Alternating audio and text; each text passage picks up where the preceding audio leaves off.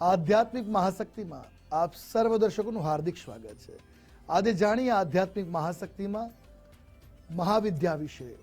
તો આજે જાણીશું મહાવિદ્યા માં ભુવનેશ્વરી, પાંચમી મહાવિદ્યા માં ભુવનેશ્વરી, ભુવનેશ્વરીની આરાધના ખાસ કરી પુત્ર પ્રાપ્તિ માટે માતા ભુવનેશ્વરની પૂજા કરવાનો શાસ્ત્રોમાં મહિમા રહેલો છે। તેમને સતાક્ષી અને શાકંભરી પણ કહેવામાં આવે છે। ભક્તોના દુઃખોને દૂર કરવા માટે ભુવન ઐશ્વર્ય વહી આ મહામાયા સ્વરૂપ ધારણ કરીને રક્ષા કરે છે। માની ઉપાસના કરવાથી સૂર્ય જેવી ઉર્જા અને તેજની પ્રાપ્તિ થાય છે। જીવનમાં માન સન્માન વધે છે, ધન ધાન્ય વૈભવ ઐશ્વર્યની પ્રાપ્તિ થાય છે। કારણ કે ત્રિભુવનનું ઐશ્વર્ય જેની પાસે છે એ ભુવનેશ્વરી દેવી, એની આરાધનાથી તમામ સ્થિતિની પ્રાપ્તિ થઈ શકે। માના સ્વરૂપની વાત કરીએ તો માના સ્વરૂપમાં 4 હાથ માતાજીના વર્ણવવામાં આવ્યા છે। એ ચારે હાથોમાં માતાજીએ કહેવાય છે કે શક્તિઓને ધારણ કરી છે અને અભય મુદ્રા પ્રદાન કરે છે। માતાજીનું નિવાસ સ્થાન એટલે મણિદ્વીપ માનવામાં આવે છે, જ્યાં મા ભુવનેશ્વરી વિરાજમાન છે। ભગવતી ભુવનેશ્વરીના જે જીવનસાથી માનવામાં આવે છે એ ભુવનેશ્વર ભૈરવ ભગવાન શિવ ભુવનેશ્વર તરીકે વિદ્યમાન છે। માની સવારી કમળ છે, એટલે માં કમલ આના આસન ઉપર આરૂઢ થઈને બિરાજમાન હોય છે। ભુવનેશ્વરી આદિશક્તિ છે। વિશ્વની તમામ સંપત્તિ ઐશ્વર્ય જેના આધીનતામાં છે એ રાજરાજેશ્વરી ભુવનેશ્વરીમાં દુર્ગાનું આ દિવ્ય સ્વરૂપ છે।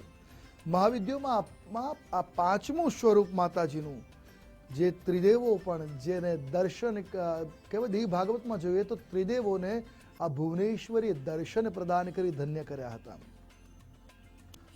ભુવનેશ્વરીમાં કહેવાય છે મનની સ્થિતિમાં વિશ્વની આંતરિક ક્ષેત્રોનો વિકાસ કરવા વાળી આ શક્તિ છે। પોતાના શરીર અને કહેવાય છે ક્ષમતા દ્વારા ભગવતી મોહિત કરી તમામ બ્રહ્માંડને પોતાને અધીન બનાવી એની રક્ષા, એનું જતન, એની ઉપર કૃપાદ્રષ્ટિ વર્ષાવાળી છે મા ભુવનેશ્વરી। ભક્તોના દુઃખ દૂર કરવાના પ્રયત્ન કરે છે મા। વ્યક્તિઓને તમામ પ્રકારની સગવડ પૂરી પાડે છે। એટલે જ કહ્યું છે કે મા તે મા બીજા બધા વનવગડાના વા। મા આદિશક્તિ પોતાના બાળકની જીવનની ભક્તોની મનોકામનાઓને પૂર્ણ કરે છે। જે ભક્ત માની શરણમાં સાચા હૃદયથી જાય છે મા ભુવનેશ્વરીની તમામ દુઃખ દર્દ દૂર કરે છે। આ સંપત્તિ પ્રાપ્ત કરવા માટે વ્યક્તિઓ ખાસ કરીને ભુવનેશ્વરીની આરાધના કરતા હોય છે। ભૌતિક જરૂરિયાતો, ભૌતિક સુખોની પ્રાપ્તિ માટે માની આરાધના ખૂબ લાભદાયી નીવડે છે। માં આદિશક્તિ ભુવનેશ્વરી કલ્યાણમયી, આનંદમયી દેવી છે, જેને કહેવાય છે કે એ ગાયત્રીની જેમ એ ઉદારવાન અને ભક્તોની ત્રાણ કરનાર એટલે રક્ષા કરવા વાળી દેવી કહી છે। જેનો આરાધના બીજ મંત્ર દ્વારા કરીએ તો મંગલતાની પ્રાપ્તિ થઈ જાય। ભુવનેશ્વરીના સ્વરૂપમાં શસ્ત્રો, મુદ્રા વગેરેનું વર્ણન કરવામાં આવ્યું છે। માં ભુવનેશ્વરીનું સ્વરૂપ એક મુખ છે, 4 ભુજાઓ જેને ધારણ કરી છે। જે ભુજાઓમાં ગદા શક્તિનું પ્રતીક માનવામાં આવે છે, રાજદંડ વ્યવસ્થાનું પ્રતીક માનવામાં આવે છે, અને માળા નિયમિતતાનું પ્રતીક, અને અભય મુદ્રા એ બાળકોને, જીવોને, પ્રકૃતિને ઉપર પોતાનું કલ્યાણ દાખવવાનું આ પ્રતીક છે, મમતાનું પ્રતીક છે। માતાજીની આરાધના મંગલકારી છે।